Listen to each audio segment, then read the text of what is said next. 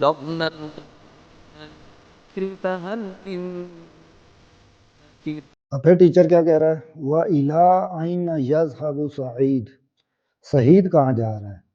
Where is Saeed going? تو حسان نے کیا جواب دیا؟ یذہب۔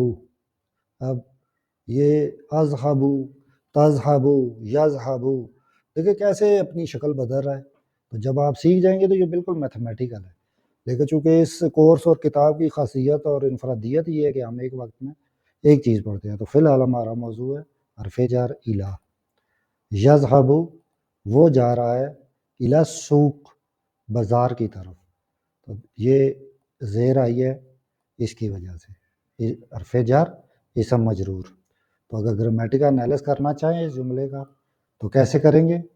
آپ کہیں گے یذہب، یہ فعل مضارع ہے اور فاعل کون ہے؟